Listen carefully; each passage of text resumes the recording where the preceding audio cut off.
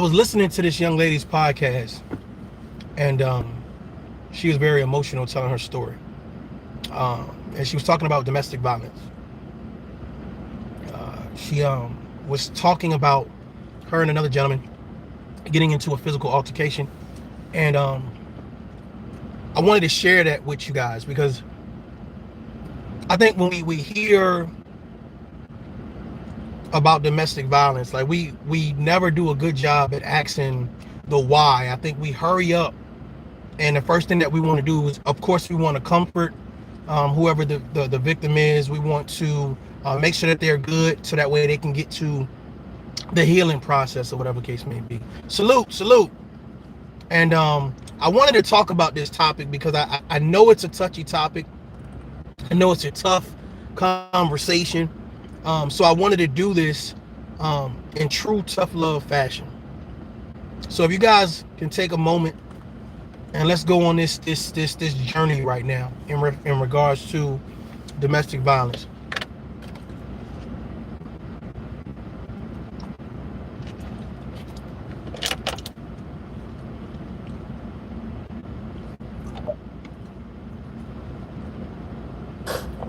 I'm really embarrassed right now, guys. Fair use. I want to tell y'all what happened though. What's good? I see I no makeup on, no nothing. I definitely want to tell y'all what happened, bro. Fair use. And again, I'm going to share with you guys her story. I've kind of been in her comments or whatever, trying to encourage her or whatever case may be. But it was so much I wanted to say. I think the best way to do it is like this. There is never a reason for domestic violence, right? There's a cause, but not a real reason, right? There's nothing to justify it, okay? No excuses to be made for it. Zero tolerance. Here's the issue that I see, though. I feel like we live in a time where we promote a level of savagery. We promote a level of disrespect for one another. We promote our emotions being on a high alert, and we feel like we must defend ourselves, or we feel like we have to be overly aggressive. Like from the music to regular conversation, regular communication, like we communicate with one another way too aggressively. In order to get our point across, we have to touch other people, grab people, curse them out, and just have a high level of savagery. And I think that is one of the main issues or whatever when it comes to domestic violence or whatever case may be. And when I heard her story, I was like, I see where this went left. I quickly see where this thing went left. You see what I'm saying? I see where it went left. I'm going to say this, and I'm hoping that everybody that hears me understands where I'm coming from. Ladies, okay, and gentlemen, keep your hands to yourself. Control your emotions. Don't think that you can snatch things away from people, put your finger in people's face, block their pathways, curse them out. Control you. The best advice that I'm going to be able to give my daughters is this, okay? If you see a situation going left, right, remain calm. Should no woman be trying to fight no man? You see what I'm saying? Unless it's a life or death situation, you know what I'm saying, or something along those lines or whatever case it be. I think there is too many women fighting men, and I definitely think it's too many men fighting women. There has to be boundaries. There has to be boundaries that you don't cross, and that there's things that you just don't do. So I'm listening to this conversation that she's having with her audience, and I'm going to pause it. I don't know how long into the video she got when she starts really talking about what happened, and I start scratching my head, and I'm like, why? Like why even put yourself in that position? But I'm gonna play it. I'm gonna let y'all hear it.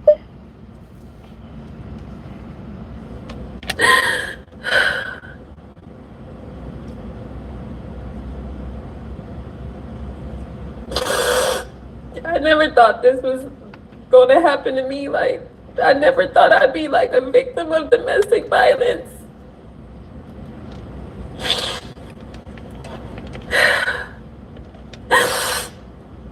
I'll tell y'all what happened. Just please give me a minute. I just want this on record, man. It's already been taken care of with the police and everything, but I want to let y'all know why I'm not going to be on tonight. I want to tell y'all what happened. So, I picked a friend up.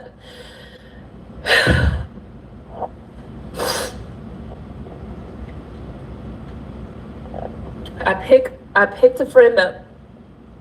Salute. From the airport. Auntie, I appreciate that, man. And I don't know what happened, but we ended up getting in an argument because of something stupid.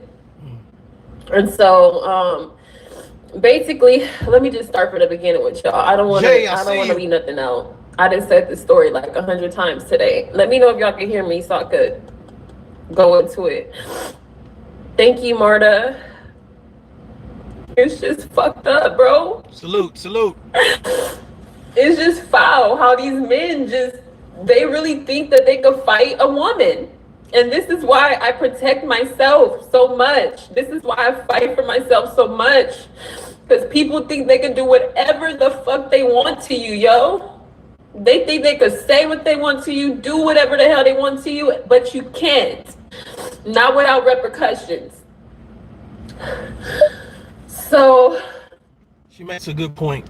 People think that they can say and do whatever they want to. Ladies and gentlemen, if you have someone that thinks that they can say and do whatever they want to you, get out that situation. I'm trying to treat this situation delicately. I'm trying to, because I know when you're a victim of something, you've been emotionally abused, physically abused, mentally abused. It is very difficult to see anybody else's pain but yours. And what I really want to do is I want to talk to people and because we never talk about the why. We never get into the why. Like we get, okay, those were the two people that were involved, whether it's two males, two females, a male and a female, etc., etc., etc. We always get to the end result of we quickly identify who it was, right? And we quickly, as human beings, we pick sides.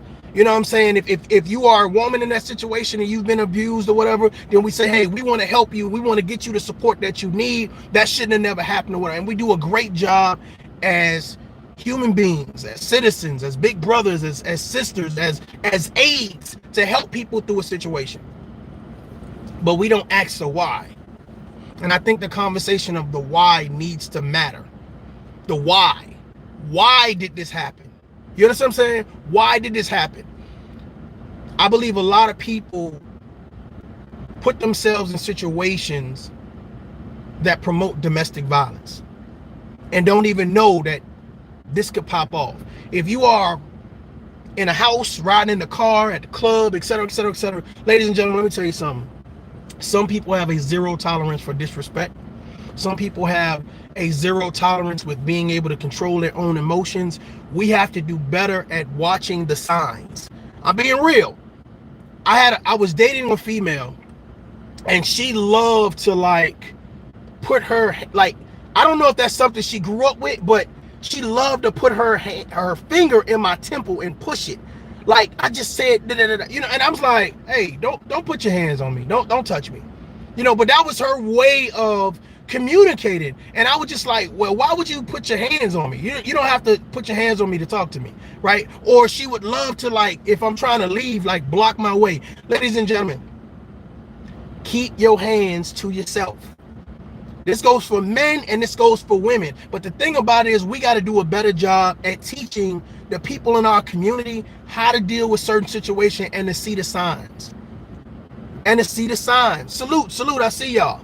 we have to do a better job at saying, okay, this is about to go left. I'm not going to argue this away.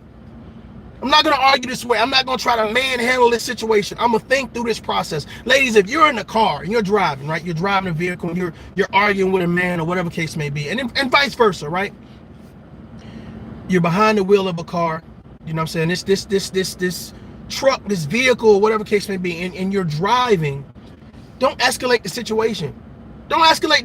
Don't try to put your hands on nobody. Stay focused. Pull over. Stop. I just don't think we do a good job at noticing our surroundings and how things are going left. And I want to be the type of father that I can tell my daughters when things start going left, relax and calm down and think through the process, because I don't want to see no woman fight no man. You see what I'm saying? Now, we know these things happen. We get that. But here's the thought process. If you can teach your children and teach the people around you to say, you know what, I'm way more observant now. I'm way more cautious and I'm slow to react. Ladies and gentlemen, I know that is difficult sometimes to think through a process because we're so used to everything being so fast. The reaction has to be fast. It has to be savage. It has to be this. It has to be that. But here's the thought process is, I've seen women put their hands on men and men react. I don't know if it's just a natural reaction, but they react. And I've seen vice versa. So the fact of the matter is, my thought process is, why are we not having a tough conversation and telling everybody across the board, keep your hands to yourself? Because a lot of times when you talk about domestic violence, it's me personally, when I hear the phrase, for some reason, I don't know if this has been programmed in my mind, but the first thing you think about is, well, it must be men that's doing the domestic violence, right? We never talk about it across the board and say, you know what, everybody needs to keep their hands to themselves. That is not a healthy situation. That is a super toxic situation. But for some reason, we never, and that's the problem. I think that we do a great job at ignoring the big picture. The big picture is that violence is violence, period. And when we get to a point where we easily exclude, well, we're not going to talk about this violence, we're going to talk about that violence. And once you start doing that, sometimes you mess up the picture. This young lady is sharing her story, and she's taught as it unfolds. You know, I'm kind of like, you know what, I see where this started to go left. I see where you could have possibly got out safer than what you did. That's why I'm saying right now, that's why I feel like this message is important, because I feel like you as a man or as a woman, you got to realize things are going left. How do I control this narrative? You don't control the narrative cranking it up. You don't control the narrative by throwing fuel on the fire. And I think that's the problem. The problem is that we're defending ourselves. We feel like as humans, as men and women, we're defending ourselves. It's our right, et cetera, et cetera, et cetera. But the thought process is this. At what cost do you want to be right? At what cost? What does it need to cost you? Your health? Your life? Your time, your money, your energy? I feel like we try to be right at all costs, and I think that's where this situation went left. I'm gonna let it play. A friend, I'm gonna say a friend, because I'm not gonna blast him, not yet, and I'm not gonna blast his business, not yet. But this is exactly why. This is exactly the fuck why, bro.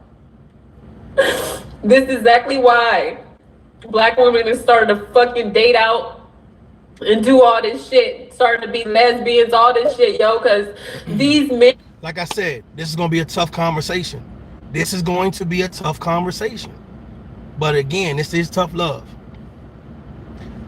Ladies and gentlemen, when things happen to you individually, don't put it on the masses. We gotta stop. We send this narrative out that when somebody does something to us, someone does something to us, now everybody's responsible for it. If a black lady cuts me off or whatever, all black women can't drive. Black men ain't protected. We gotta stop that. We gotta stop it. See, here's the thought process. And again, you know what I'm saying? Somebody individually does something to you. Someone does something to you. You didn't want to blast his business, right? You didn't want to tell everybody who did it, but now you put the premise of the black women ain't protected type situation, and that's where the issue comes in. That we have to be responsible with our pain. We have to be responsible with our narrative. We have to be responsible about what we're saying. Me personally, put his name out, put his information out. I don't give a shit. But when we start putting the information out like, well, black women are not protected. That's what these black men do. That's why we start dating out and now we're lesbians, etc. We have to be careful about that. Because even in your pain, now you got people saying, well, is this what all black men do? Or is that the one black man that you found that you said, okay, y'all might be, y'all somewhat friends or whatever, and something happened between y'all? That's an individual situation. It's not a collective. It's an individual situation. We have to be responsible with what messages we're sending out there, because it's unfair to everybody else that's not involved. You understand what I'm saying? It's unfair. Salute, I see you. Building up a lot of pain and not solving the situation. Right. Just you. Of course you hurting. Nobody deserves to get beat up and abused mentally, physically, emotionally. Nobody deserves that. Nobody deserves that. I totally get it. I totally understand. And if you've ever been in one of those, I was in a situation like that. Mentally getting my ass toe up. Emotionally getting my ass toe up. And my thought process is, I can say that her actions represent all black women. I can get on here and I can say black men are not protected. See, that's why black men are gay. You're like, what does that got to do with what happened to you?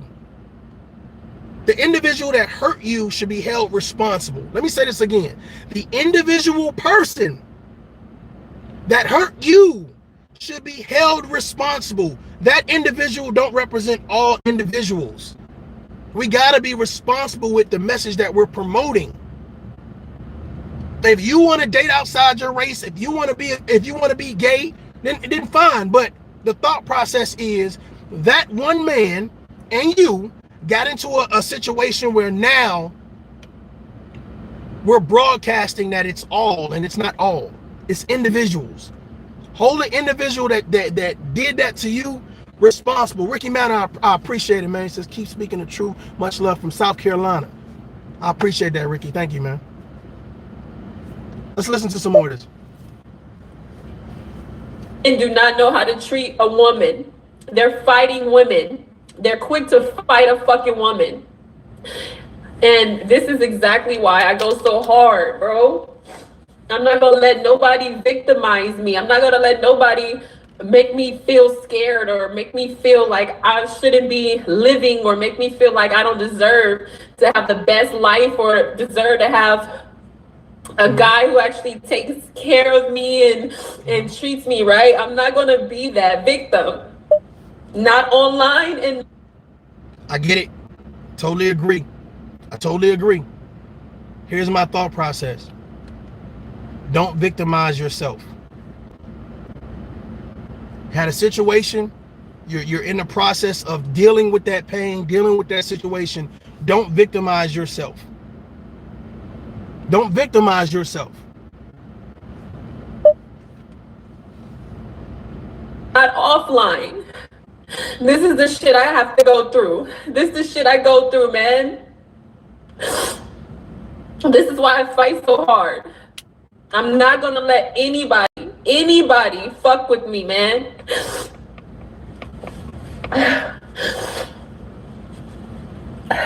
I don't even have no makeup on and nothing. But I was hesitant to share this with you guys because I know I got a lot of haters.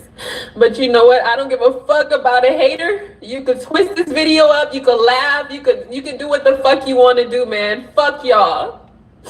This is for my true supporters. For real. This shit is real.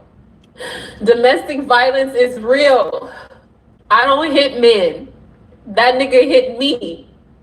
And I was defending myself. And I got some bruises, I got some cuts, but I'm okay. And I'm gonna survive and I'm gonna make it. And I'm not gonna put this on every man or every black man, but it's certainly a. And I understand that she's super emotional right now, right? But before, about 3 minutes ago, what did she say? You see what I'm saying?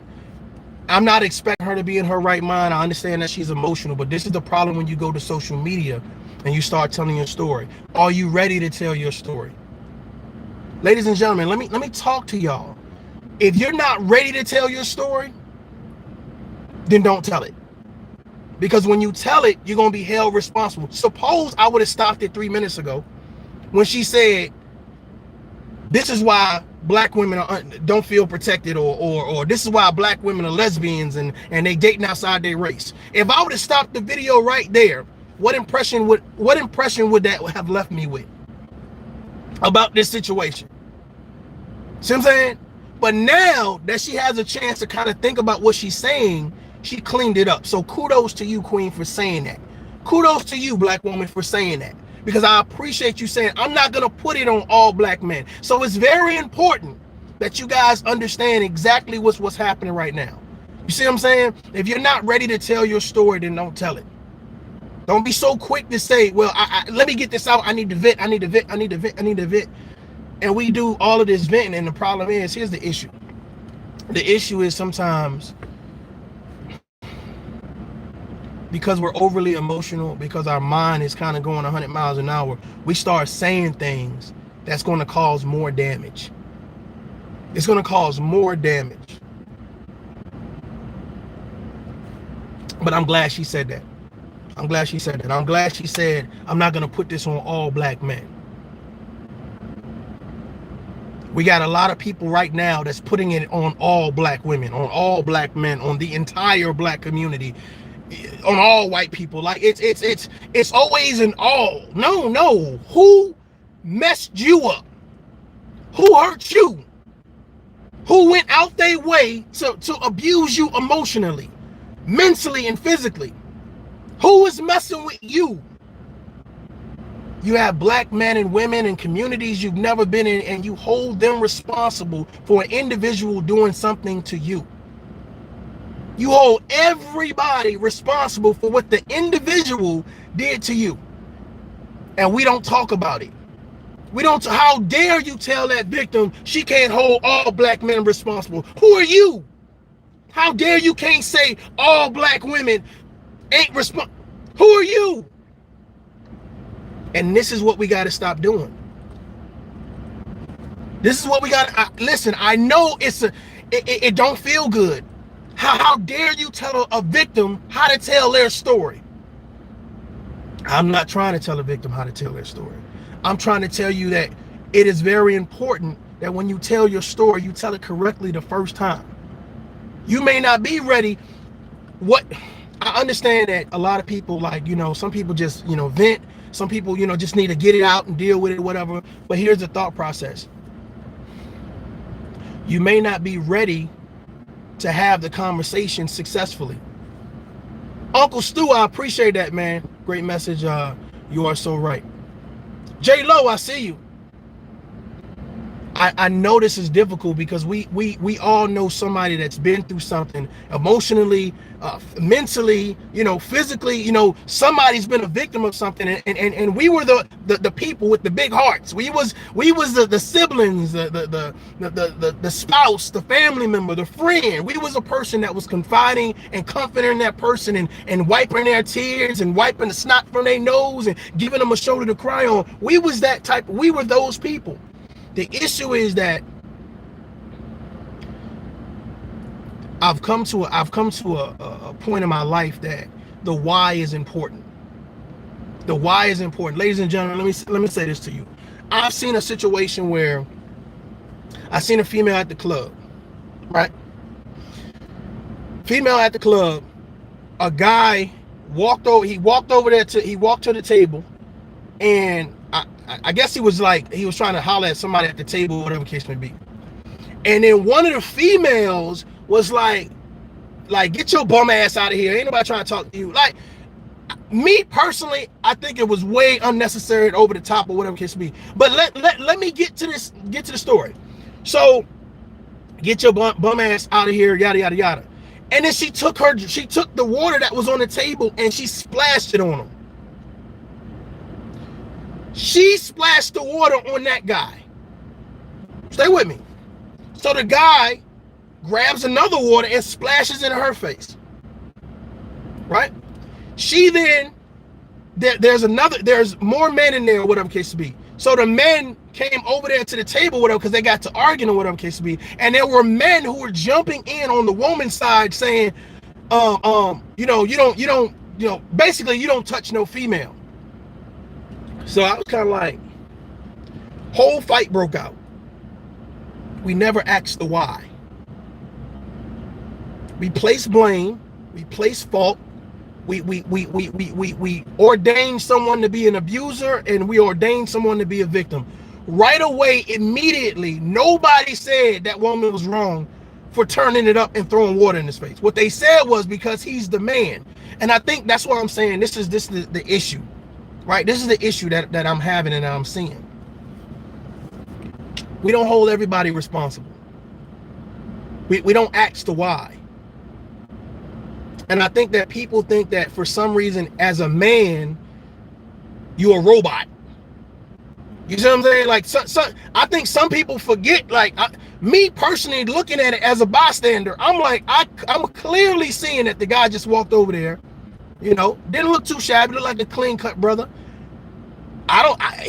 From what I could hear, didn't say anything disrespectful. So to have her do all of that extra stuff and then throw water on him, I was just kind of like, oh shit, this shit about to go left. This shit about to go left. But the gentlemen that were coming over there to kind of break it up, they all sided with the woman. No one told the woman that she was wrong. No one said, look, you doing too much. You doing too much.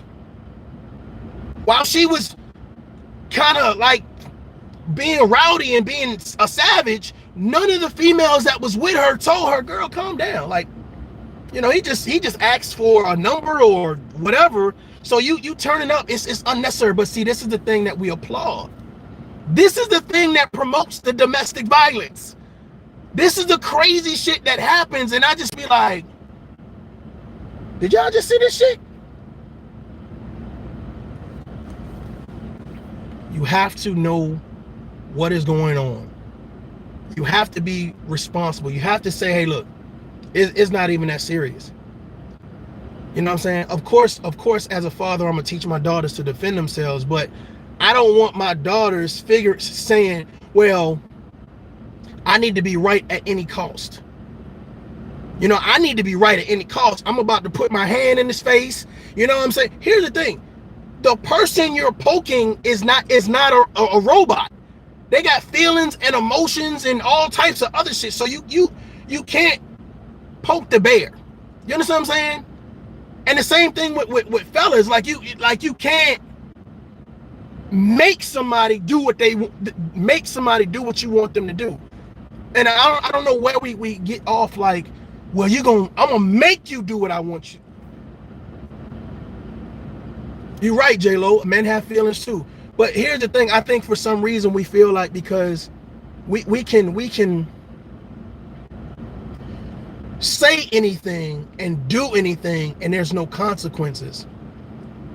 That's across the board for men and women. Like, we can say and do anything because we mad, because we're emotional. We're allowed to lose it. We're allowed to disrespect somebody else. And that's the problem that I have, especially when it comes to domestic violence. Because here's the thought process. Unless someone is just outright beating you down, outright just disrespecting you, or whatever the case may be, I always want to know the why. I want to know the details. I want to know the details. You understand what I'm saying? Like I'll use one of my siblings. Like, I know that one of my siblings have a bad, like, she got a bad attitude. She has a bad attitude. Now, let's be real. She calls me and says, "Hey, this dude over here putting his hands on me." Right? But because I know how she is, of course I'm gonna go. I'm a brother. Fuck. So I'm gonna pull up. And of course, I'm going to, of course, see my sister, whatever case may be, or whatever. Now, again, emotions are probably going to be running high, you know what I'm saying, or whatever case may be. But hopefully somebody can be cool, calm, and collected. But here's the thing. Of course, you're probably not going to get all the details right then and there. But make sure that whatever you do, don't add more fuel to the fire. Don't add more fuel to the fire. You see what I'm saying? I'm saying to approach situations with caution. Approach it with caution.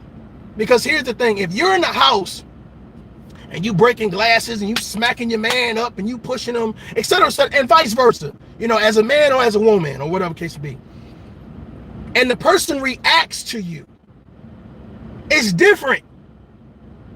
It's different. And I think we don't have that conversation. You see what I'm saying? We don't have that conversation. Like, I know for a fact I had a soldier inside the military. And his wife threw a pot. I think, okay, he was at work. And then he came home or whatever case may be, and she didn't cook anything. Right? She's a stay-at-home mom or whatever case may be. Stay-at-home mom, but don't have no kids. So I guess they got into an argument about her cooking or whatever case may be. She went in the kitchen and was like, "Oh, you want somebody to cook for you? Okay, cool." So it's funny now, but it wasn't funny then. Don't tell that soldier I'm laughing. Do not tell that soldier I am laughing, please. Okay, but because he was describing it. So he said he walked past the kitchen or whatever case may be, and she took a pot and she hit him in the head with a pot. Now, y'all know them damn pots hurt. IKEA pots, Walmart pots, Target pots. So she hit him with a pot. So she went to grab another pot to throw it at him, and he ran up and grabbed her arm. Now, when he grabbed her arm, he left a print on her arm. Now, we in the military. We're in the military. So what happens is they lived on post or whatever case may be. So the military police end up coming or whatever case may be. So me being his supervisor or whatever case may be. So he says she threw a pot at me, right? She says he grabbed me. To me, all of this shit was unnecessary. But the fact of the matter is, my commander at the time, right, was so focused on destroying the soldier, destroying the male soldier. Like, you grabbed her arm, how dare you? Like, whoa. She hit him with a pot and was getting ready to throw another pot at him. So he grabbed her arm to stop her. You see what I'm saying? The why. We don't get to the why. And I think it's unfair to the people that's involved in the situation. We have to know the why. We have to know what escalated this situation. Because here's the thing. When we send that soldier to counseling, we say, "Oh, well, you got anger management issues. We're going to send you there." Right? Marriage counselor, we're going to send you there. Like, we did a good job in the military of saying, okay, well, we're going to send you to these places if you step out of line. But the issues that, ladies and gentlemen, let me tell you the flaw. The flaw is you can't get one person help, but don't get the other person help. Can you imagine treating a virus here, but don't treat the virus here as well? But it's all a part of the same household. It's all coexisting. That's what I see now. That's what I see. I see people like right now. Let's take the female that's talking right now. Let's say she has a bad attitude, like she has a problem with hitting men. She has a problem with cursing men and spitting on them and disrespecting them or whatever case be. And she's done that with other men, but they didn't take it there. But this guy takes it there. You see what I'm saying? Like so who's to say who's right and who's wrong? A lot of you guys know people just like that. You know people that escalate situations, and then what happens is people retaliate, they respond because they're not robots. See what I'm saying? You've been talking as a man, you've been talking to that lady crazy as shit. Crazy as shit. You've been doing one of these numbers and all that other crazy shit or whatever. And she hauled off, she's tired of it, and she just smacked the shit out of you. Oh, she was wrong for smacking him, but look at what he was doing. Here's what happens. What happens is people get into a situation where they allow things to be said and done to them, and then once they get to a tipping point, they break and they react. They break and they react. And when they break and they react, a lot of people are just kind of like, well, why did they react like that? I could just be shooting in the dark. Could be. I could be. I could be just shooting in the dark. But I'm telling you, man, especially being in the military with all different types of nationalities and races, you know, just different households, you know, sitting as a first sergeant, you see certain things, you know, and you like, I always felt like we did a great job at dealing with the soldiers, but we never really dealt with the spouses. So we're trying to teach our soldiers, like, hey, you know, go take a walk, listen to some music, you know, go to sleep, call a battle buddy. Like we did a great job at treating the soldiers, keeping them in line. But the spouses of those soldiers, both male and female, were free to do whatever they wanted to do. And that's how I kind of see the civilian world now. You see what I'm saying? Like, people are free to do whatever they want to do and they go unchecked. And then when you have the other person retaliate in response because they're tired of the abuse, they're tired of being mentally and emotionally drained and physically hurt, they respond.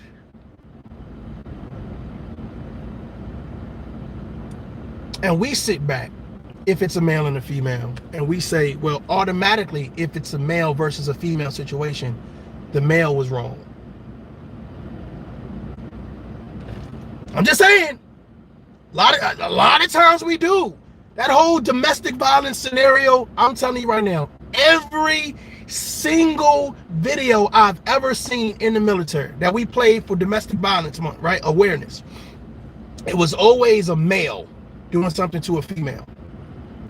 Always. So I started to say stuff about that. Like, you know what I'm saying? Especially when I became a victim advocate, I was like, hey, we got to make sure, you know, we represent equally a balanced message.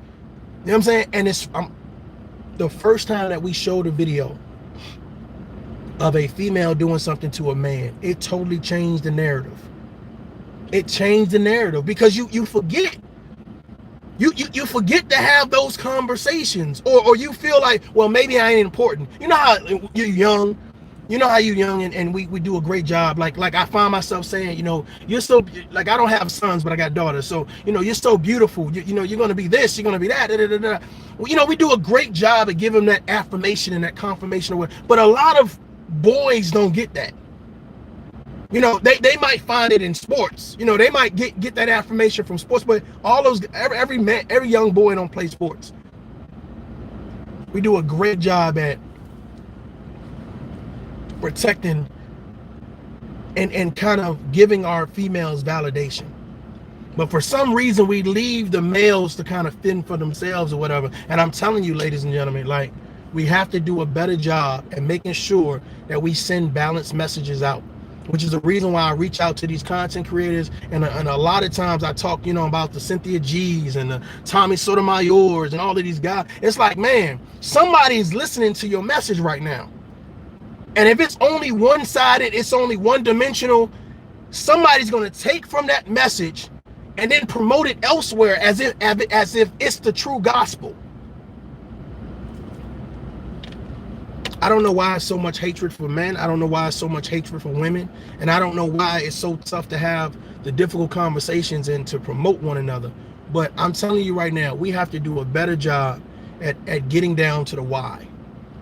If you have a bad attitude, a bad disposition about life, you feel like you can say and do whatever you want to do, etc., etc., etc., etc., you're probably going to find yourself in a whole lot of situations, including domestic violence. You're going to find yourself in a situation, and the thing about it is because nobody was brave enough to tell you stop. Stop talking to people like that. Stop putting your hands on them. This, I'm talking about men and women. Stop, because everybody's not going to tolerate it.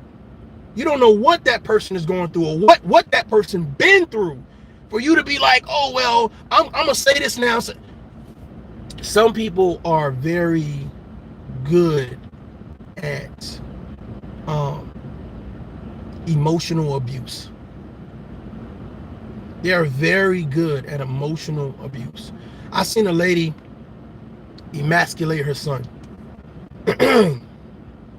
And of course, she didn't call it emasculating. She was like, well, I'm just trying to make him tough because this world is, and I get the thought process. But I didn't do it in front of her son, but I was just like,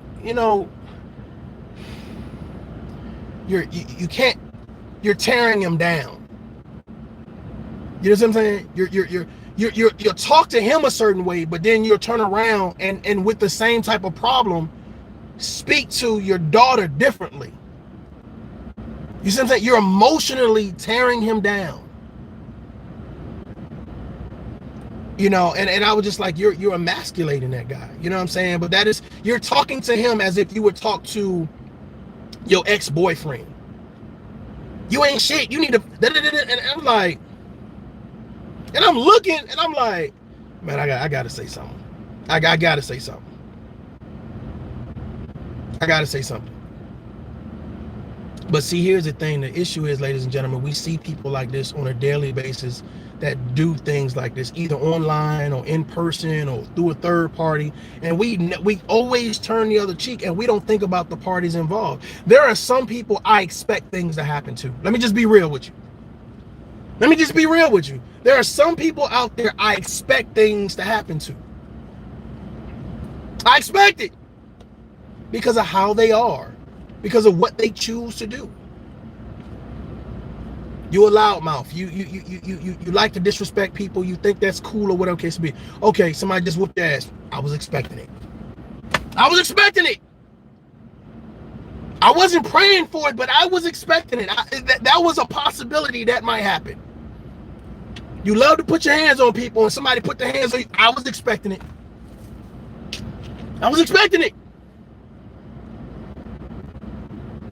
Let's get back to it. Fucking pattern with black women not being protected, especially by their own black men. I'm so tired of this, yo. My brothers, I had to calm my family down. Y'all don't know my family, man. That's why I don't be telling them a lot of shit, because they're crazier than me. Especially my brothers, yo. I have a lot of gang members in my family. So I hate telling them stuff like this. I don't want to get nobody locked up. But let me tell y'all what happened, okay? I'm sorry. I'm just all over the place. I just got home. Before that, I was at the urgent care.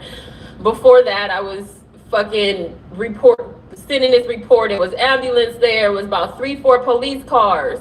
We was in front of a fucking popular casino, yo. So let me tell y'all what happened, because y'all won't believe this shit, bro. All right, so one of my friends who I met over a year ago, he had hit me up and he asked me if I could pick him up from the airport at 11 o'clock. So I said, okay, sure, we cool. I don't, whatever. And I wasn't even tripping off of gas money or nothing, because I figured, okay, well, maybe he you know, don't got no money for a lift or whatever. He just asking for a favor. So I'm like, whatever. I don't trip off of that. But if you, because he is not far from where I stay. But if he lived far from where I stay, then of course I'll be like, you know, I'm gonna need some money. But I wasn't really tripping like that. I show up on time at 11, and how the airport works. Everything she's saying right now, I totally understand. I totally get. When she starts to say the things that I feel like really added fuel to this fire, I'm gonna say something, okay? And I thought I just wanted to give you guys some more backstory on how things escalate and the why we don't do a good job at asking the why, okay? Hopefully you guys can hear it. You can't just sit there with your emergency lights on. You have to either park, pay for park, or you have to keep going around in circles until the person is out there ready to be picked up. Right. So I kept going in circles until eventually I parked, because obviously his plane was late or whatever, but he didn't let me know. So I'm sitting there waiting. I'm like, okay, they charging per minute. They charging like every I think 0 to 3 minutes is like $3 or something. 5 minutes, I don't know, but they expensive. So I was like, I'm not trying to be here that long. I'm not about to pay no 30 motherfucking 20, not even $20 for no fucking parking. So I called him, and he already had an attitude. He was like, yeah, I'm walking out right now. Well, he wasn't walking out right now. It took him another maybe 10 minutes, and I had to. Okay, this is why I think it's important for us to talk about this, okay? Now, this woman says that her friend hit her up and said, hey, I'm coming to town or whatever case may be. Can you pick me up? She says, okay, cool. I'm going to pull up. Right. So, ladies and gentlemen, if you are having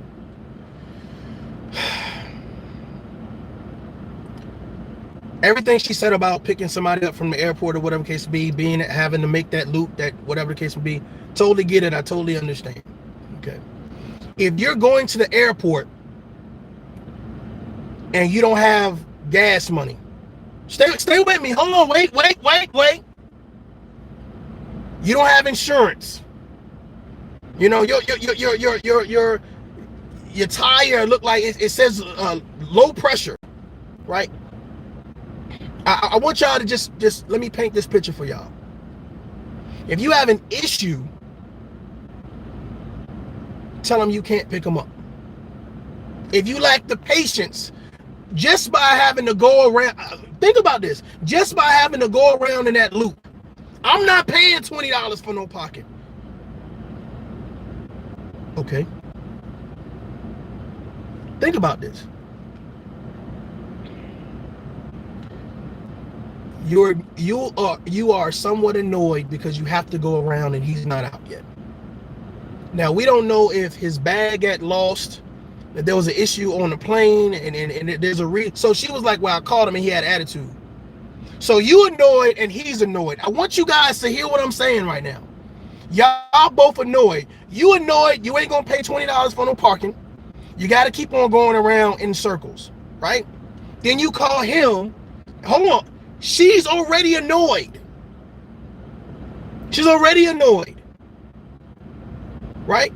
So you calling someone. How many people are annoyed or frustrated or pissed off or whatever case may be, and people can't tell that you have an issue when you call them? So here's the thing. I'm getting off the plane and now I'm waiting to come out there or whatever case may be, and you call me. And you calling me with an attitude like, where you at? Goddamn, I keep on circling, et cetera, et cetera. So you see what I'm saying? You see what I'm saying? So now, if he didn't have an attitude, he probably got an attitude. And in her attitude now of being annoyed and having to drive around and not wanting to pay for parking, the shit is escalating. Let's keep going. I just decided to leave the parking spot so I don't be charged anymore. And then I left and started I just came back around, because you got to kind of go in a circle with the fucking airport. I hate the airport.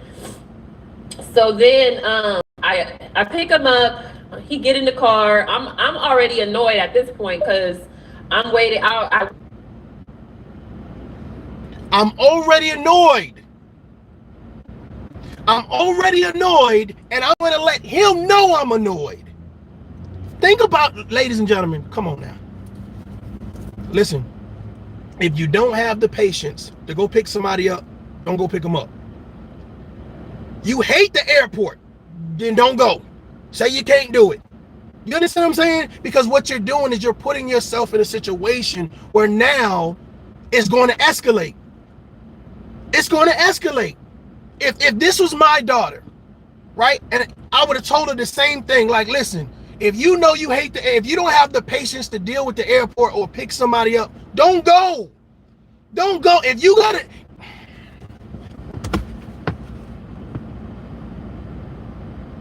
If you got to worry about gas money, don't go. If you got an issue with your car, don't go. If you lack the patience, don't go.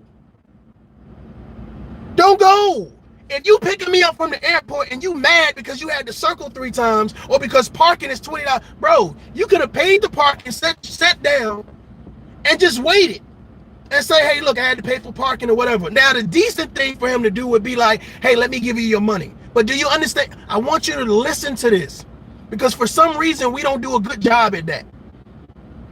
You're already annoyed. So now you're going to make sure that he knows you're annoyed. And this is what happens. I don't know how long the flight was. I don't know if there was an issue in the airport. But what's going to happen is, if I'm getting in the car and the person there to pick me up and they're annoyed, that's going to annoy me. So now 2 motherfuckers in the car, both annoyed at each other for 2 different reasons. When you start talking about the parking, like you keep saying parking, and how much it costs, my thought process is either you didn't have the money or you didn't want to spend the money, or maybe a combination of both. But the process didn't go as smooth as you wanted it to go. And I understand that, and I totally get everything you're saying. But when you tell the story, I'm listening. When you tell the story, I'm listening. If you're already annoyed and he's getting in a car, what's about to happen now? Not, how was your flight? You know what I'm saying? It's now I'm gonna go into complaining. Now I'm gonna go into telling you, I pay for this motherfucking parking. Like, I don't know if that's what, but we're gonna listen to the rest of it. Let's listen to the rest of it. Waited for like 45 minutes. He didn't tell me the plane was going to be late. I'm just sitting there looking stupid, just waiting, right? So I feel like I wasted my time. And then not only that, he get in the car. Yeah, he was already annoyed. He get in the car and then he tells me, oh, I need to go pick up my car from my uncle's house.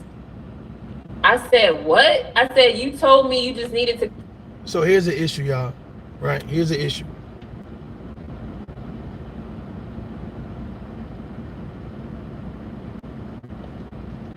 She said she felt like she wasted her time. Like, I really didn't get a true essence of how much time it took for her to get there or whatever the case may be. But the objective was to pick him up from the airport. If you agreed to pick him up from the airport, then, what the shenanigans that come with that.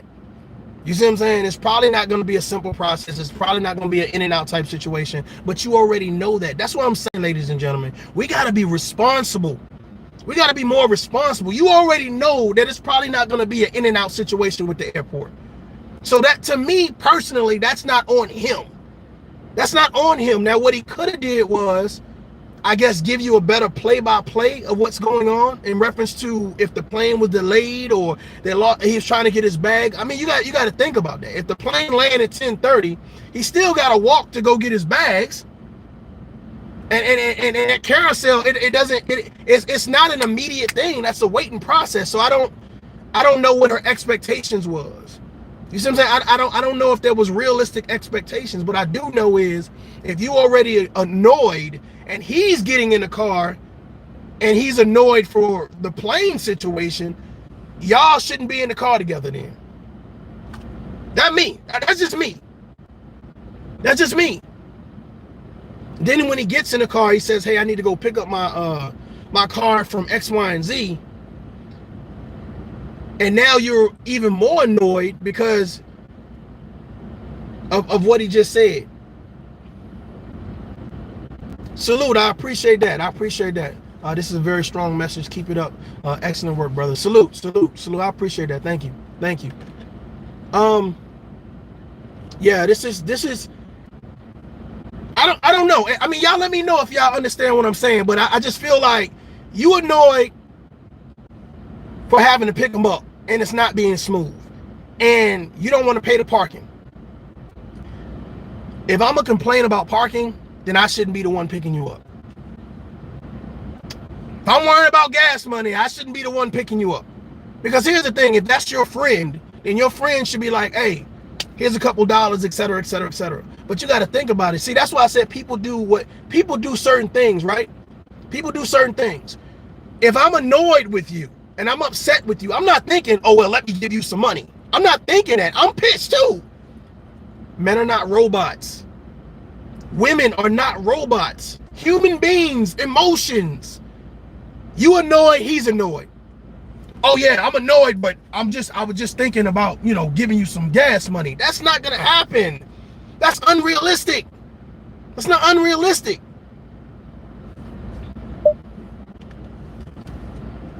Go home, I said, see, that's just like niggas. I said, why you didn't tell me this shit before? I hate that shit. I hate that shit, and that's why I stopped giving people rides, bro. That's why I don't fuck with nobody, because they use me. Use me for my spot, use me for my car, use me for every fucking thing, bro. I appreciate that. That's why I don't fuck with a lot of people. And then, especially on this motherfucker, they already proved themselves. But anyway, so I said, where is the car at? Where is the fucking car? He was like, okay, it's by this hotel, this popular hotel. And I said, okay. So I'm trying to GPS it, and I'm driving. I said, well, can you at least put the motherfucker up? I didn't cuss or nothing, but I said, can you put up the address on the GPS? Like, you see me over here driving and doing all this, and he ain't did shit. He just sitting there, right? So he finally put it up, because I'm like, where are we going? Where are we going? Like, what the fuck? And so he finally put the address on the GPS. So I'm driving there. And I'm just like, at this point, I'm annoyed, but I'm not argumentative. I'm not, I'm like, oh, how's your flight? This and that, this and that. But he seems already annoyed. He's not really talking. He just like saying little words here and there. And I'm like, are you like... Ladies and gentlemen, stop the fuck shit.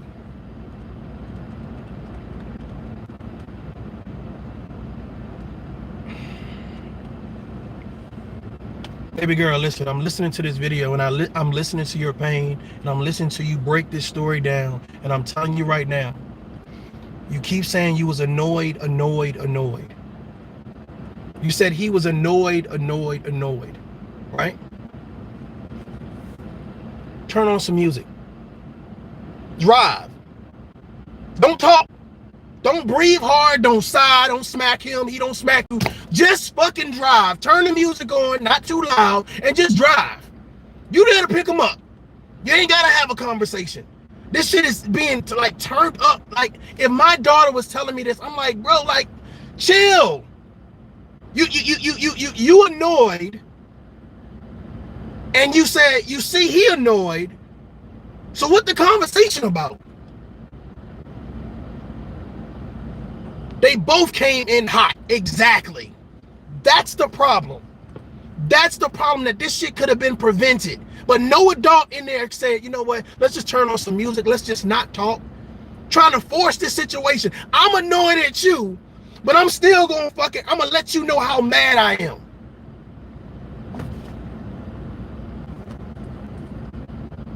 Well, you ain't gonna be more like and I'm sure he's like, I'm not gonna. You ain't gonna be more annoyed than me, so I'm gonna let you know how mad I am.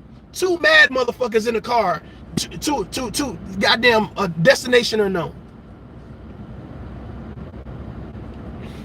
You have more responsibility than he does right now. You're operating a vehicle. Focus on what you gotta do. It's not about let me do this to you. I'm so annoyed, so I'm gonna do this. Stop. Wrong place, wrong time.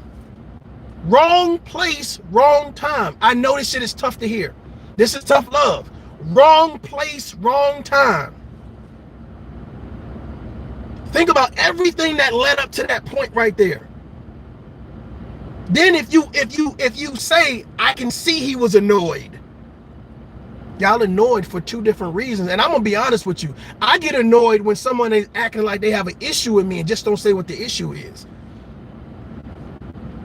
If you're complaining about parking, if you're complaining about driving around in a circle, having to pick somebody up, you're complaining about him not calling you, giving you a detailed spiel, you're complaining about him telling you, well, I got to go over there and pick up my car, then you shouldn't be the one to do in that process. You shouldn't be the one a part of that process. It's dangerous.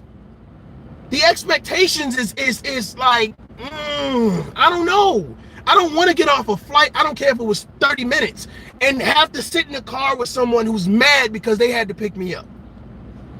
I don't want to do it.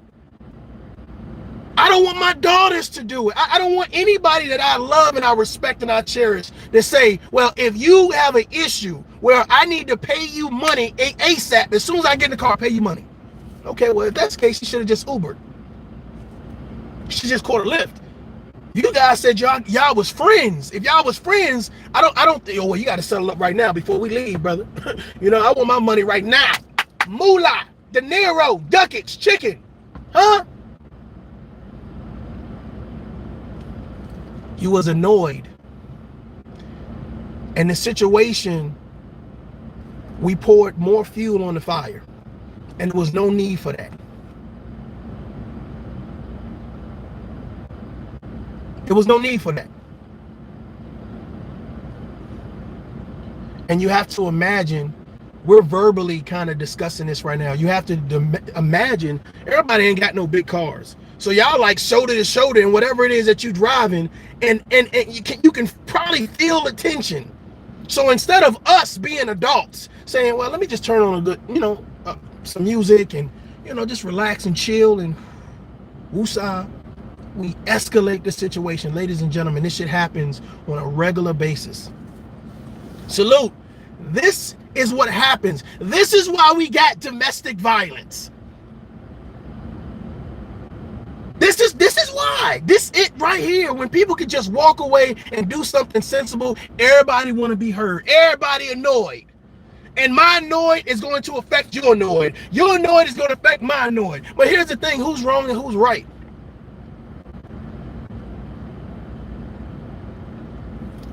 Did someone call you last minute and you had to cancel all your plans to go pick somebody up from the airport? No, you knew that you had to go to the airport. You just have this anxiety about going to the airport. Rightfully so. Rightfully so. But when you add that anxiety to the fact that, oh well, things ain't go smooth. I didn't already circle 3 times and this parking is about $5 a minute. So, it's a lot. And you're building up. You're telling your story, but it's a lot to take in.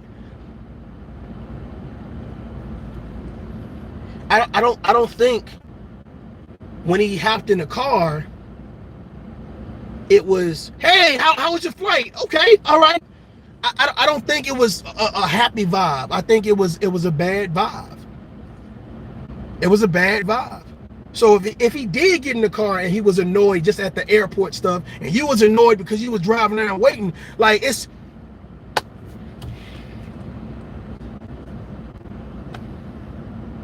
we have to ask the why. We have to learn how to ask the why. I'm asking the why, y'all. I'm asking the why.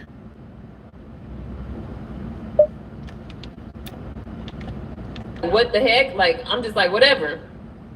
And then he like, oh yeah, I gotta go here too. I'm like, okay, at this point, I'm gonna need some gas money because you didn't tell me you wanted to stop at all these places.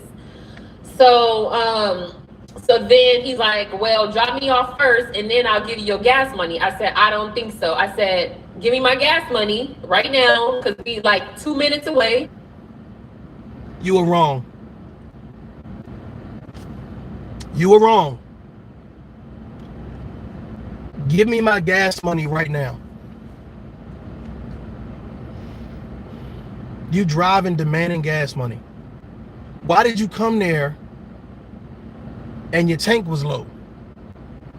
If you knew you had to pick them up, whether you going from A to B or whatever case may, like, that's what I'm saying is like we could do so many things to prevent the craziness, the nonsense.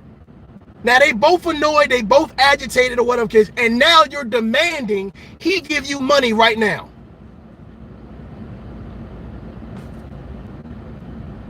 Whether you a man or whether you're a woman, I want you guys to think about this, right? She pointed the finger at this man. Like I don't. This is not about establishing guilt or innocence. This is her story. I'm just breaking it down to show how this domestic violence thing get cranked up. And we as men and women, because we want to support, we normally see, you know what I'm saying, okay, well, the woman must have been the victim. And rightfully so in some cases that happens, but the thought process is, I want to know what happened. I want to know what happened, not because I want to be nosy, but because I want to figure out where things went left. Ladies and gentlemen, for me, if you're that annoyed because you have to circle around an airport, or if the parking is that high and the gas is so low, you shouldn't be the one in that situation. You're not ready to perform in that situation. You understand what I'm saying? Imagine a friend asks me to pick him up, and my tank is on E. Your tank was on E before you got here.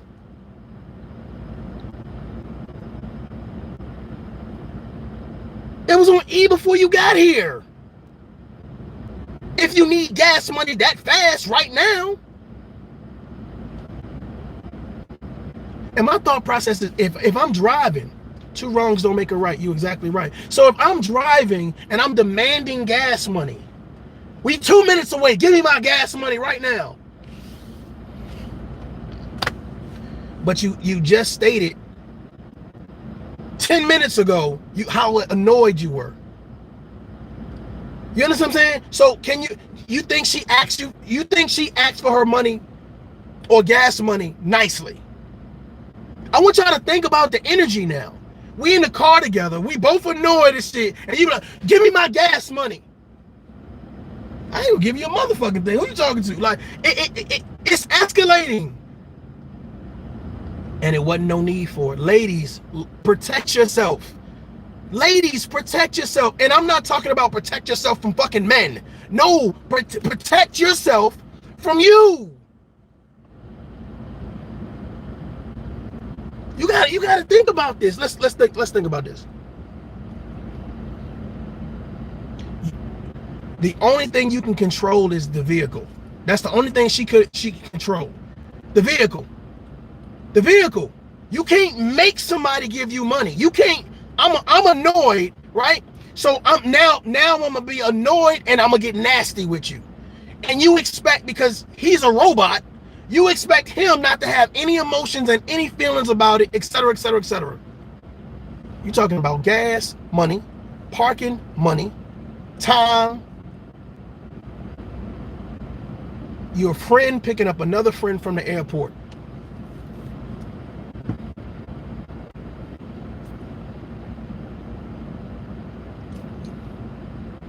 We gotta do better. We gotta be more responsible.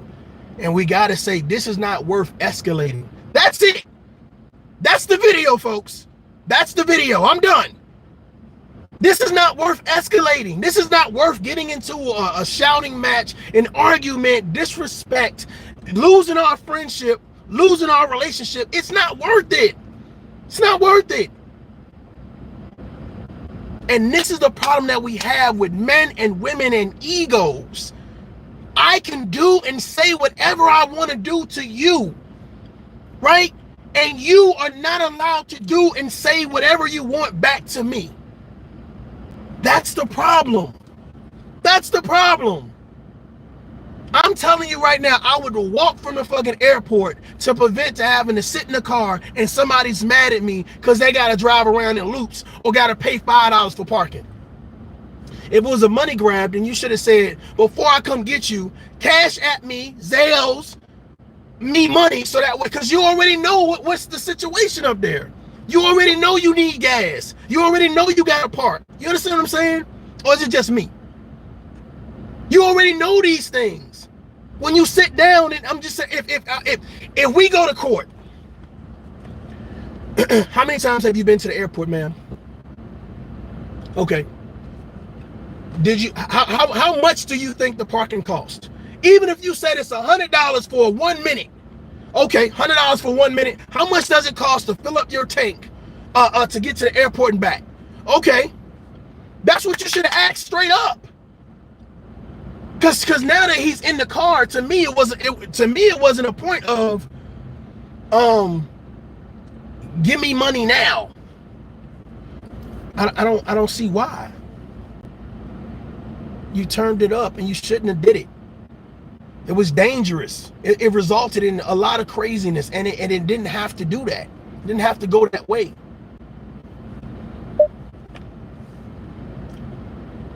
And then you could just get out the car. I appreciate that. Boom, bam, boom, bam. And he's like, no, you're not getting no fucking money until I'm right by my car. So we get in an argument because of that, because this nigga is trying to play me. Because I'm not no fool. I'm not about to drop you off and you don't give me my fucking money. He was like, what, you got Cash App? You got Cash App? I was like, yeah, I got fucking Cash App. I said, you want to go ahead and send the money? And he was like, yeah, I'll Cash App you. Never Cash App me. Instead, he wanted to argue, talking about, well, if I would have known you were going to charge, I would have just took a fucking Lyft. And I said, yeah, that's probably what the fuck you should have took then, because you wasted my time. I'm like, I shouldn't be arguing with you over no gas money. Like, that's motherfucking high school.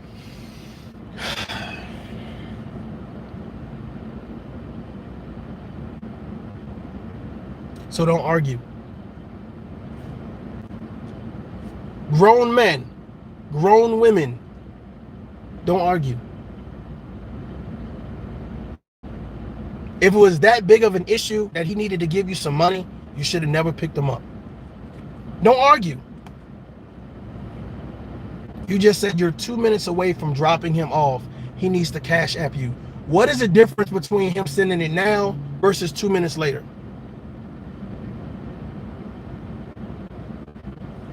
What's the difference? 5 minutes later, 10 minutes later. What's it? You in the car? What can you can't? First of all, you shouldn't even be on your phone. So you don't know if you can't. I would have just said, yeah, I Cash App you. What you gonna do while you driving?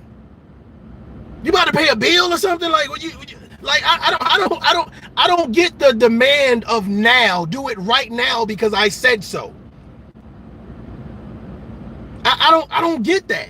You see what I'm saying? And maybe it's just me, but I don't get the demand of do it right now because I said so. But you're annoyed, so I'm pretty sure how you're talking now, you wasn't talking like that then, right? And then vice versa, I'm pretty sure he's annoyed, so I'm pretty sure he's matching your energy, right? Right now, I see that you're both, right now, there should be no conversation. You could have pulled up in front of his car and be like, hey, I'm gonna need some gas money or whatever. Okay, no problem. But you can't argue all the way there and then demand gas money before you get him to the destination. This is an unrealistic situation. You see what I'm saying? This is unrealistic. I'm expecting you and demanding you to do this now. Okay. All right. You know what I'm saying? We're adults. If somebody's giving you a fucking ride, regardless, you should be offering at least $10 in motherfucking gas. That's the very least. It should be $15. Okay, $10 ain't gonna do shit for me. I don't know about y'all, but I wouldn't even be having this conversation for $10. I'm just being real with y'all. Like if you are in a situation, ladies and gentlemen, where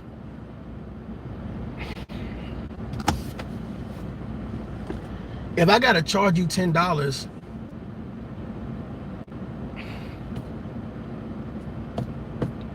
I don't know, man. I don't know. Because here's the thing, what happens is when somebody speaks long enough, they kind of like tell on themselves like, $10 wouldn't have paid for the parking.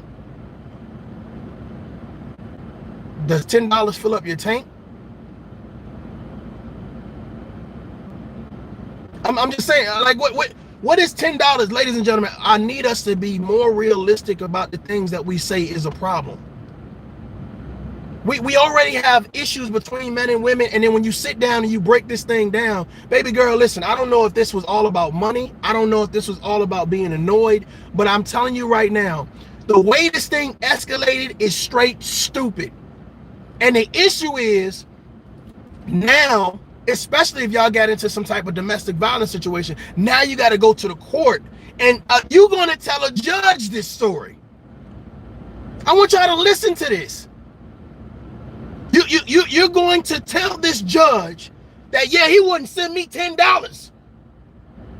Who the hell he think he is?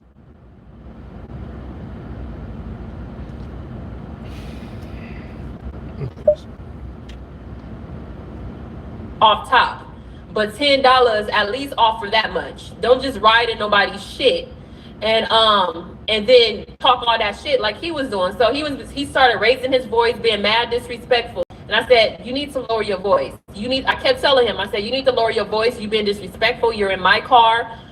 Basically letting him know I don't feel safe with you. Obviously I didn't feel.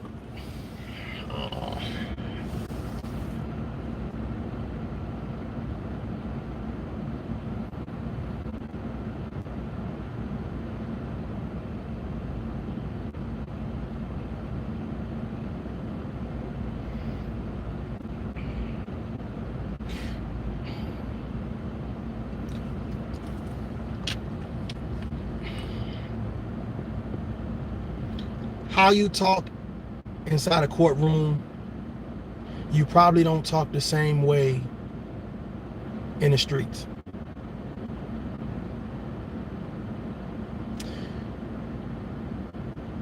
Normally, when you want to tell your story and you want people to kind of side with your story, you put your position to be side with. You told this man that you didn't feel safe, and you told us that you were 2 to 5 minutes away from the destination.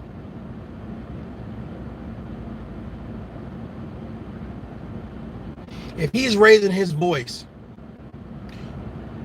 what are you doing?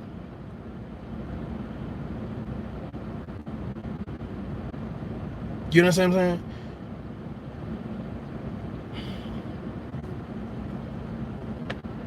You guys are riding in the car together, and you're both annoyed at each other, and you're both talking shit to each other. That's the facts. That's the facts. I wouldn't put it on him. He started raising his voice, and you just look, please, look. No, listen. I want to be realistic with this, man, because I think that it's important for men and women to have this conversation. Tell your story when you're ready to tell the true story. When you show that you was a jackass too, that you was loud and disrespectful too. You understand what I'm saying? Don't put the narrative all on somebody else and be like, well, everything I did was a response. You understand what I'm saying? And this is the problem when I had soldiers come to me and try to blame everything on their damn spouse. Blame everything on a female spouse, blame everything on a male spouse. They never said what they did, or they dumbed it down. As if for some reason I wasn't smart enough to say. So they was yelling and screaming, and what was you doing? Nothing about you says I was cool, calm, and collective. Nothing about the situation showcases anybody was cool, calm, and collective. So to think that he was raising his voice, and now you're saying you felt unsafe. We got to stop that. Because if you really felt unsafe, you know what you would have did? Pulled over. Or since you was 2 minutes away, 5 minutes away, not say anything and just drive. This goes to all women. This goes to all men. Let's stop the domestic violence. Let's stop the escalation of domestic violence. Let's stop it. You both contributed to that situation as of right now. But to now dump the responsibility on him and say, well, he was raising his voice, but y'all both was annoyed. So how were you able to control your annoyance level, but he couldn't control his? Nothing about this says nobody controlled anything. Everybody was popping off. Everybody was talking shit. Everybody was annoyed. Everybody was annoyed. Both of y'all was doing wrong. But you can't talk shit to somebody and expect for them not to talk shit back. Hell, I'm annoyed talking about this shit. But I know it needs to be talked about. It can't be ignored. Because the minute that someone says I'm a victim of something, the first thing we do is that we don't want to put any pressure on the victim. We want to support the victim. We want to be here for the victim. But the victim has to know there's some things that you did to push the button.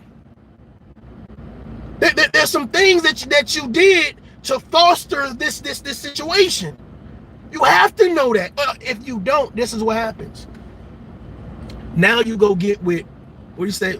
She was talking about dating outside your race or becoming a lesbian. Now you go get with somebody else and you annoyed. So you feel you can say and you can do the things that you want to do. You can demand things. So when they don't let you do it and you find yourself in the same energy level,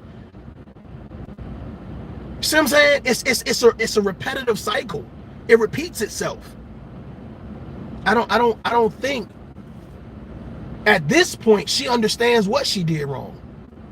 I don't think at this point there is a common ground of, you know, I needed to pick him up and I need to prepare myself to pick him up because I get annoyed when I go to the airport. Let's finish. I appreciate y'all in the chat. Thank you very much. He started getting like screaming to the point of him screaming, and he in the passenger seat. So I'm like, lower your voice. I said, matter of fact, I said, let me hurry up and drop you the fuck off. Because matter of fact, get the fuck out of my car. Get out of my car right now. That's what I told him. I said, get my car. He said, okay, I'll get out. I said, okay, I'm gonna go park right here. He's like, no, we'll park right here. He put my car in park in the middle of traffic, and he started taking his bags out. I said, well, you're gonna give me my fucking gas money first. He said, bitch, I'm not giving you shit. I said, and so he had.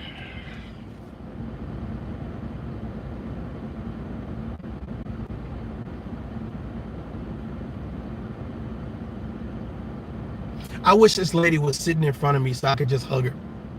I'm telling you, I wish I could just hug her and like, I'm hoping she gets this message. I'm sure she will. She follows my page. Ladies and gentlemen, I don't give a fuck if you're a man or you're a woman, right? You are driving a car and somebody that you're trying to help out, pull the parking brake while you're driving. Why the fuck are you asking for gas money? Think about this shit. Please, somebody think about this shit.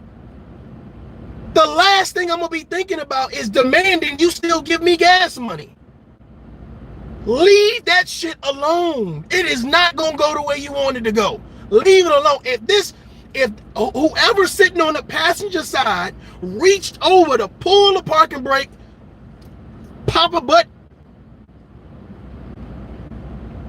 you're gonna give me my motherfucking gas money. He might have to give you a new transmission.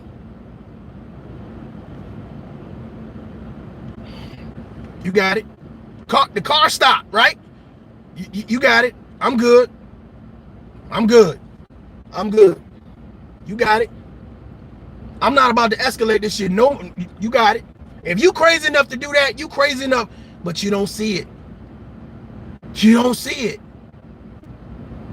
You gonna give me my gas money. This nigga, if he just put this shit in park, bruh, you got it. That's why somebody needs to give her tough love. Because right then and there, it should have stopped. It should have stopped. Should have stopped. Y'all arguing, going back and forth to the point where this guy pulls your parking brake in the middle of traffic and you screaming about gas money.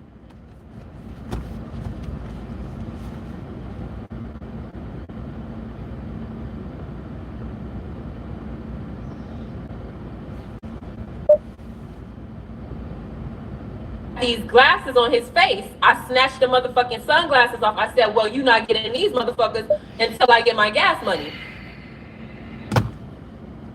Ladies and gentlemen,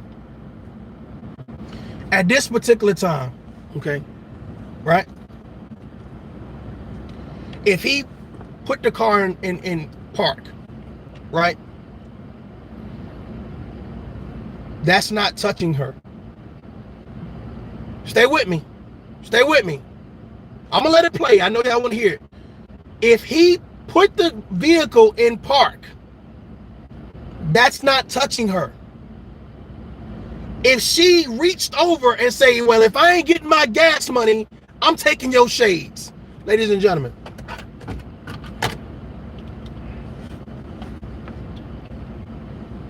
How you gonna get these shades off my face if you don't touch me? How are you going to get these shades off my face if you don't touch me?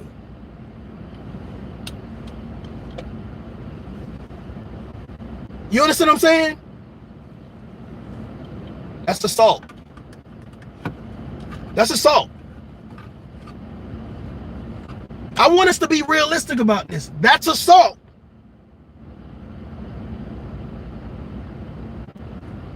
That's assault. Think about this. He done already pulled your parking brake and stopped the vehicle. You're screaming about gas money still for some reason. And then we take it a step farther by snatching, since I guess he didn't give you the gas money, then you snatch the glasses off of his face. That is assault. That's assault. You see how this shit escalated? You see how this shit escalated? It's crazy.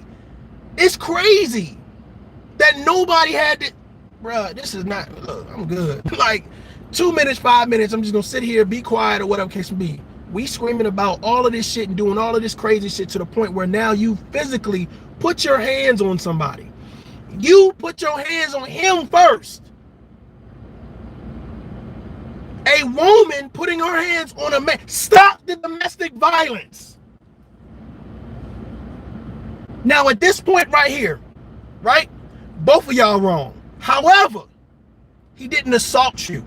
Not right here. Not at 12:44, based on your message. And this is why I'm saying we don't never worry about the details. The thought process is if I'm a human and I got feelings, I'm a man, you a woman, and somebody put their hands on you. Now, some people, hey, regardless of what it is, you know, you should never touch a woman. You should. But here's the thing: if somebody, imagine her grabbing these glasses, right? Imagine her grabbing these glasses, right? And while she's trying to rip them off, this thing scratches his eye, or she scratches him. You don't think that this person with emotions, whether a male or a female, we're not gonna do this. Don't come in here with that bullshit, right? We're not just talking about men. We're not just talking about women. We talking about every fucking body. Anybody that would do some shit like this. I'ma snatch something from you. I'ma take your property. Now him doing the whole goddamn parking brake thing, that's some fuck shit. But I'm telling you right now, when you, ladies, when you escalate a situation and you expect there to be no repercussions. So after you snatch my glasses off, what's supposed to happen next? After you snatch my glasses off, what's supposed to happen next? Can anybody tell me that in the comments, please? Baby girl, I'm hoping that you're watching this because I really want to talk to you.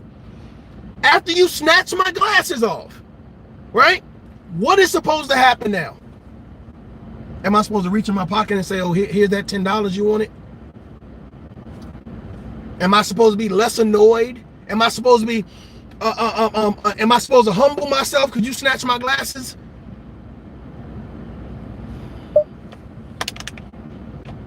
And then he was like, bitch, give me my glasses, give me my glasses. I said, no, I don't give a fuck. My window was down on my driver's side, so I held the glasses out. My arm was extended out the window. I said, give me my money, you gonna get your sunglasses. I said, if you don't give me my money, you won't get these motherfuckers back. I said, thanks for the shade. And then he was like, no, bitch, you gonna give me my shit. He said, fuck this, I'm gonna beat your ass. I said, you threatening me? So then I started to record inside of the car. I got out and I started to record because I felt like something was about to happen.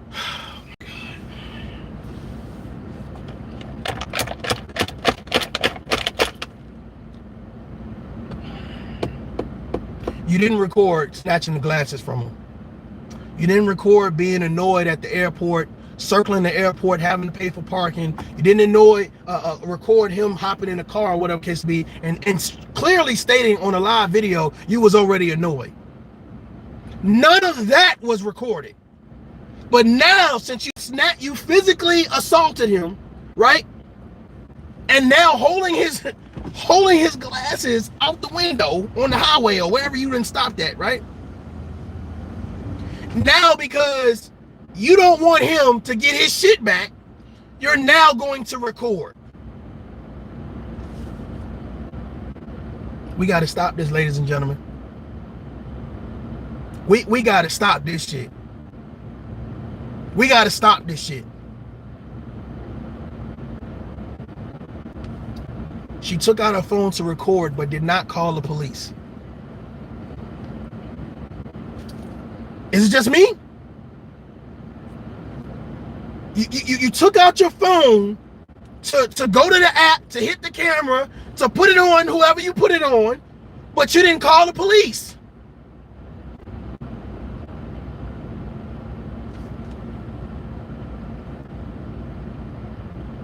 You want to record him responding to your physical assault. And then you get online and you tell your story, and we got to skip past all of the things that led up to this shit and get to the point where now it's a physical altercation.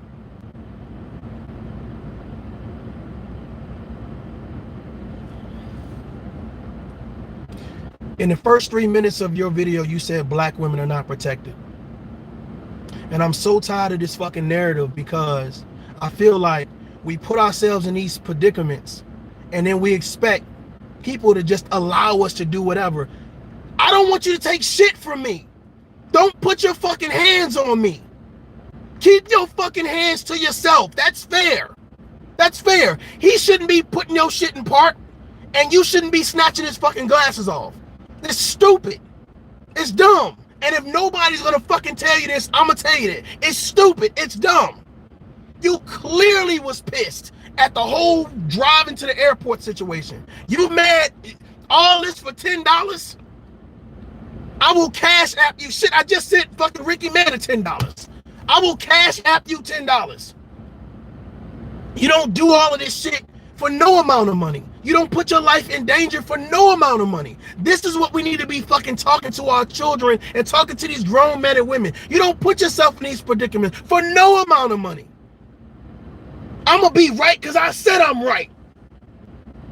And yes, okay, if I'm annoyed, I'm gonna talk shit the whole way, dropping your ass off. I don't know what happened with that flight. I don't know if they lost your bag. I don't know if a motherfucker sat behind you and was farting the whole time. I don't know nothing. I just know how I feel. I just know about my emotions, because that's the only thing that matters. That's not realistic. That's not realistic. And you can't put your hands on somebody and expect for them to be like, oh, you just took my glasses. you funny, girl.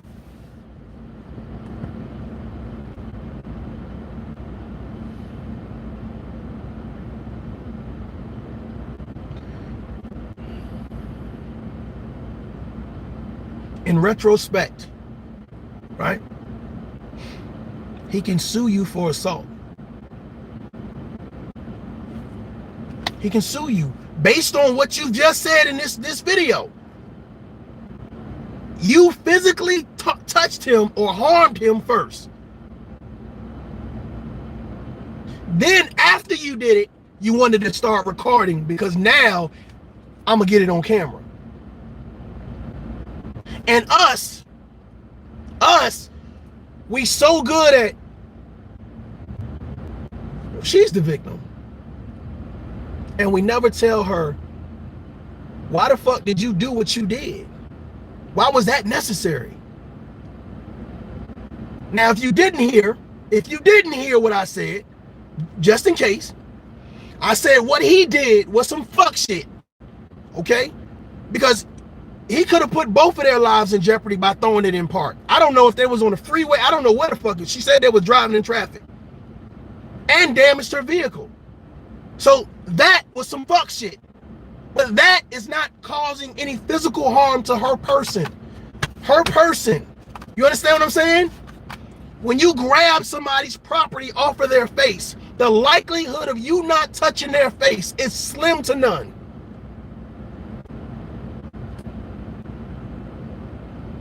And I'm sure it wasn't one of those, oh, let me check these glasses out.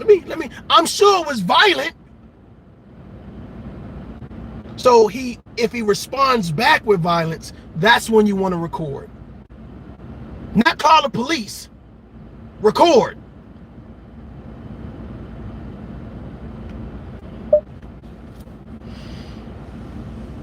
And so I was recording him. He was like, yeah, bitch, I'm gonna get somebody to beat your ass.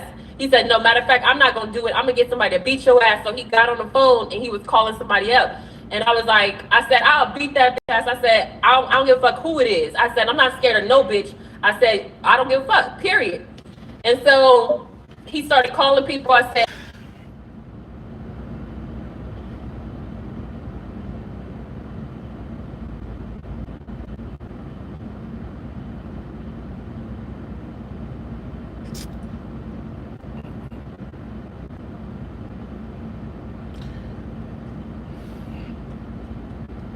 so neither one of y'all called the police. Nobody had the common sense to just leave the situation. It turned into, I'll pick you up from the airport, to now I'm going to call someone to come and beat your ass.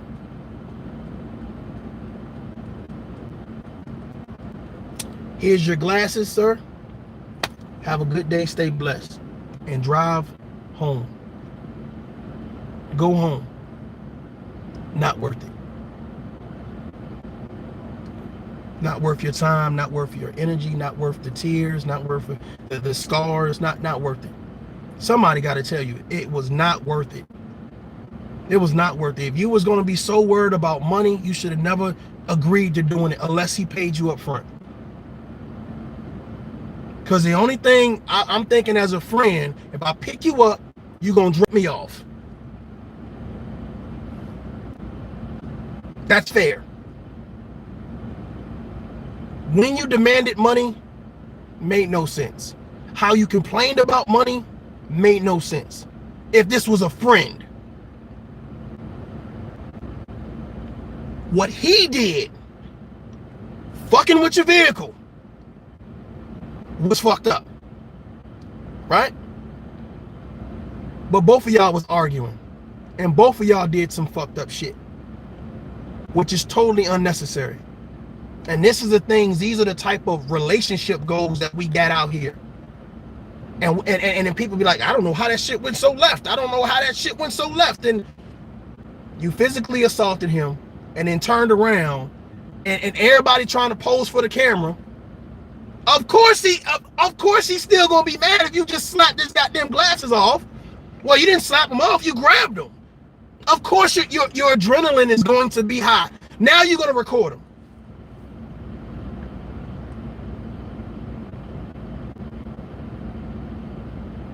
I refuse to believe that you were the calm, cool, and collective one.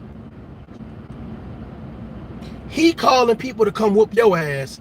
You take out you got your camera out recording him, but no adult, neither one of y'all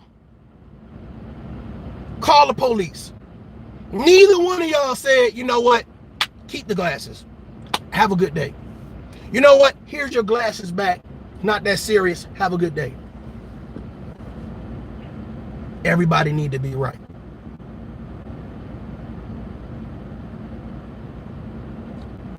What you wanted us to do was say,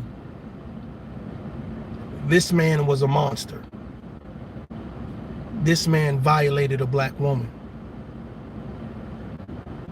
This man are like all these black men, and we're not protected.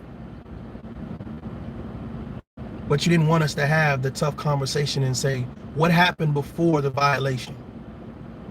Did you violate him? Why didn't neither of you call the police? Victims who victimize us by giving us a narrative or an impression that doesn't quite capture the situation. People have to be careful about the stories that they tell on social media, because the power of pausing and listening to comprehend, for understanding, looking past the tears, looking past the scars, looking past the emotion, but listening. You violated each other. But because he's the man, he's probably the stronger party, you probably received more damages. Stop the domestic violence. Stop the ego and the level of, I can be annoyed and I can do these things to you, but you can't do them back to me. I can talk shit to you, but you can't talk shit back to me.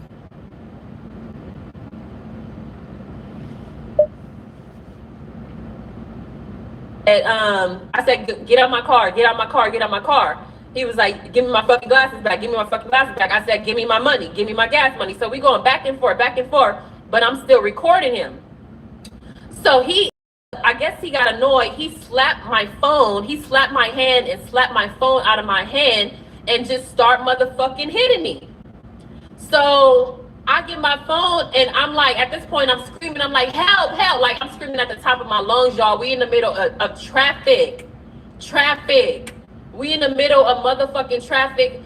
Cars beeping, honking, my arms and shit out the car. He basically hopped on top of me in the fucking driver's seat and basically start hitting me. So I'm kicking him off of me. I'm kicking him off of the driver's seat. I'm kicking him, trying to kick him out the car, and I'm kicking him, and he keep running back. Each time my leg go down, he keep running back towards me. And so the door is still open, and I'm scared for my fucking life. So he get his bags out the back seat, but he keeps the front door open so he could get back, have access to me. So when he take his bag out, he still got the front door open, like he going back and forth, and like he don't want me to leave type of shit. And so when he got out, like, I kept kicking him. He's like, bitch, stop kicking me. I kept kicking him until he all the way out the car. I grabbed the fucking door with two hands and I slammed the door and I locked the door and I pulled off.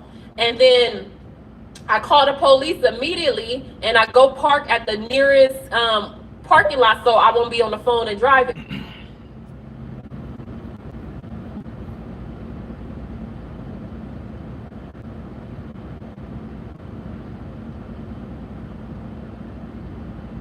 It took him to smack the phone out your hand, hop on top of you, and you slam the door, and then call the police.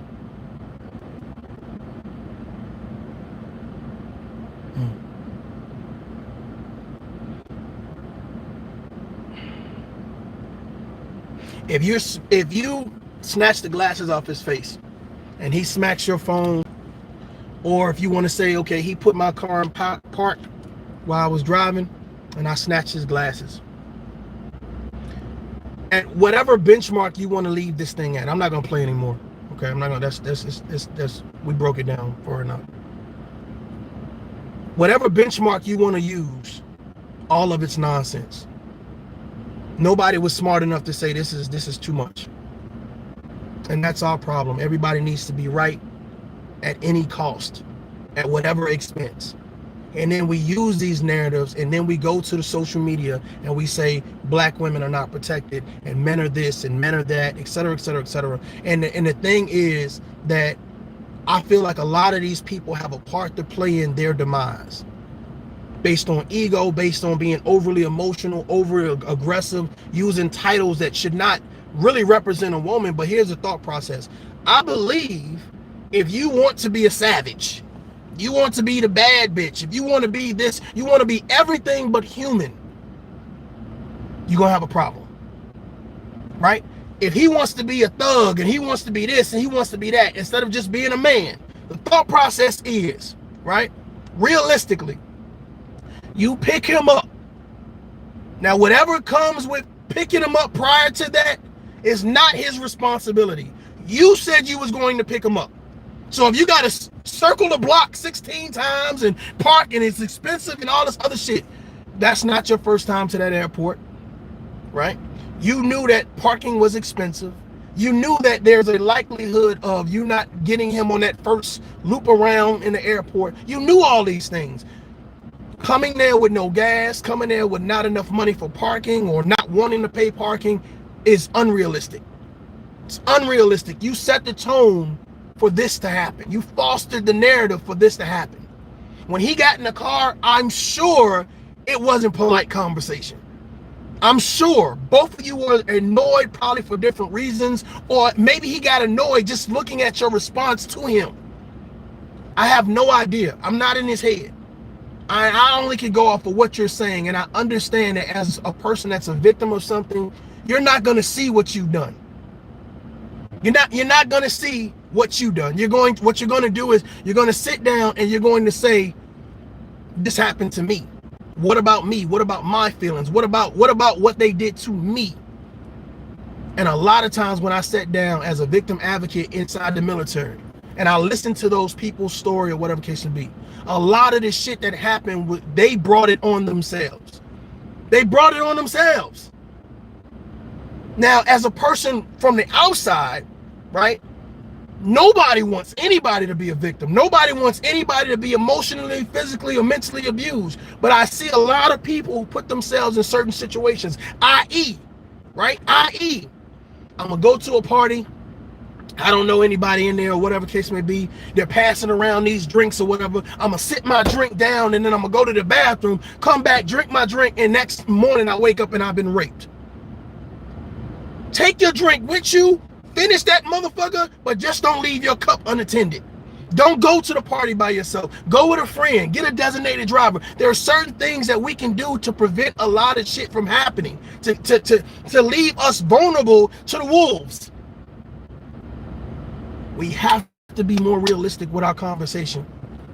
And even though it's a tough conversation, we have to be balanced, and we have to prepare ourselves for some real feedback and be patient enough to listen. It is unfortunate that happened to that young lady.